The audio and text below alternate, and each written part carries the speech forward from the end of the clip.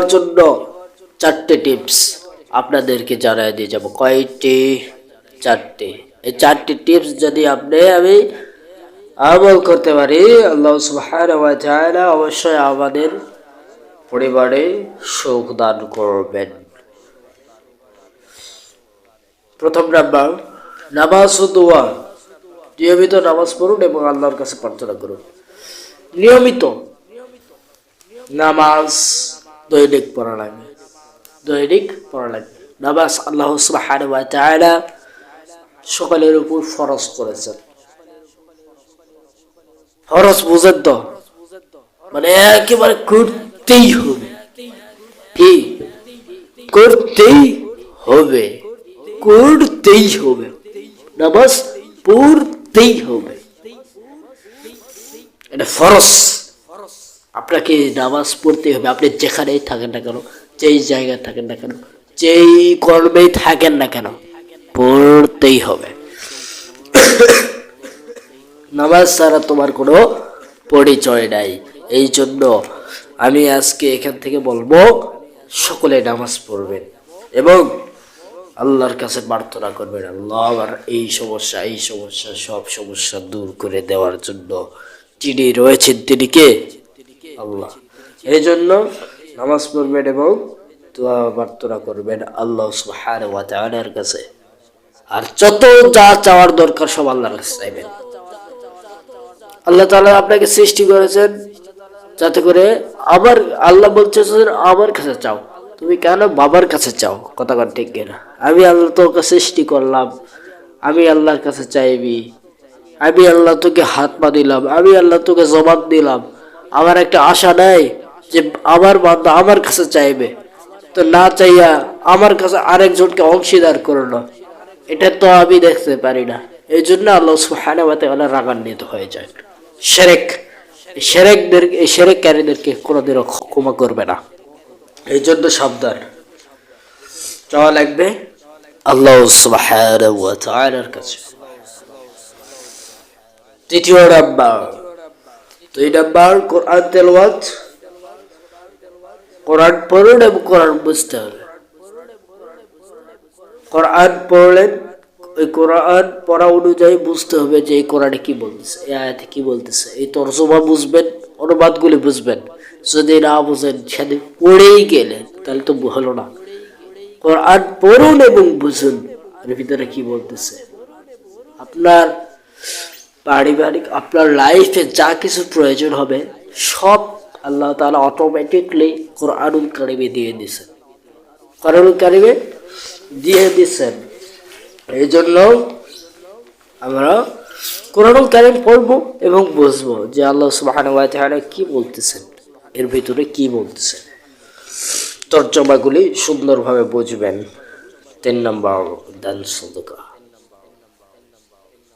আল্লাহ আপনাকে অর্থ সম্পদের মালিক বানায় দিছে, কিন্তু আপনি দান খয়রাত করেন না, ঠিক কিনা?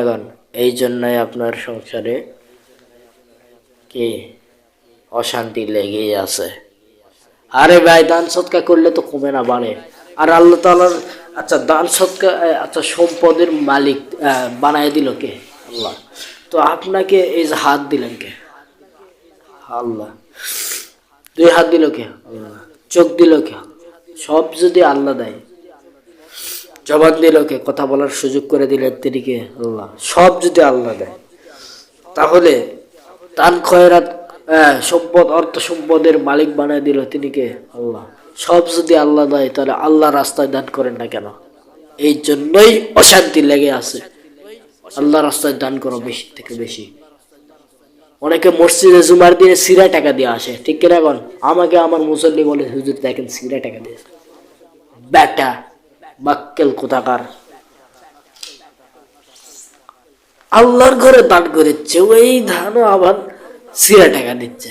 দেখেন কেমন ফাজলামি করতেছে, দেখেন কেমন ফাজলামি করতেছে।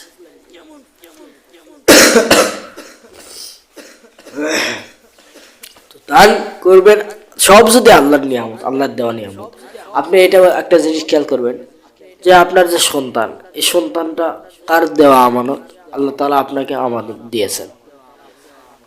আপনার আপনার আপনি নিজে মনে করতে পারবেন না যে এটা আমারই, এটা মনে করতে পারবেন না। এটা আল্লাহ তাআলা দিয়েছেন, আমাকে আমানত দিয়েছে। আপনি বউ পাইলেন, এটাও আমানত দিয়েছে। আপনি একটা চলতে ফিরতে পারতেছেন, এটাও আমানত। আল্লাহ তাআলার দেওয়ার নিয়ামতের নিয়ামত অনুযায়ী চলতেছেন, আল্লাহ তাআলার দেওয়া আমানত। তো এই আমানতটা যদি আল্লাহ তাআলার দেওয়া হয়, তাহলে আপনি আমি বড়াই করি কেন যে এটা আমার আমার। এই জন্য কোনো জিনিসকে নিজের মনে করবেন না। আপনি আমি আপনার আমার আপনার আমার কি নিজের বলতে দুনিয়াতে কিছু নাই, সব আল্লাহর, সব কার? আল্লাহর। এটা আপনি করতে হবে এবং দান খয়রাত বেশি বেশি করতে হবে, দান সাদাকা খয়রাত। 4 নম্বর তওবা, 4 নম্বর তওবা ও ইস্তেগফার। নিয়মিত ক্ষমা আল্লাহর কাছে চান, আল্লাহর কাছে ক্ষমা চাইবেন। কার কাছে? আল্লাহর কাছে। নিয়মিত ক্ষমা চাইবেন, আল্লাহ মাফ করে দাও, আল্লাহ আমাকে, ক্ষমা চাইবেন, ক্ষমা। এরপরে আল্লাহর কাছে চাইবেন যা প্রয়োজন হয়। আল্লাহর দেওয়া কি, আল্লাহর কি কম আছে নাকি? নেই। যা সব চাইবেন, সব। আল্লাহ এটা লাগবে, ওটা লাগবে, সব আল্লাহর কাছে চাইবেন। 2 রাকাত নামাজ পড়বেন, আল্লাহ সুবহানাহু ওয়া তাআলার কাছে চাইবেন, আল্লাহ তাআলা অবশ্যই দিয়ে দিবেন ইনশাআল্লাহ। 5 নম্বর সবর ও শুকর। পরীক্ষায় ধৈর্য রাখুন। পরীক্ষায় বিভিন্ন বালা মুসিবত আসতে পারে, আর ইমানদার যারা, প্রত্যেক ইমানদারদের এরকম কষ্ট আছে। সবচাইতে পৃথিবীর জমিনে সবচাইতে কষ্ট কাদের হয়েছে বলেন তো? ইমান আনতে গিয়া নবীদের হয়েছে।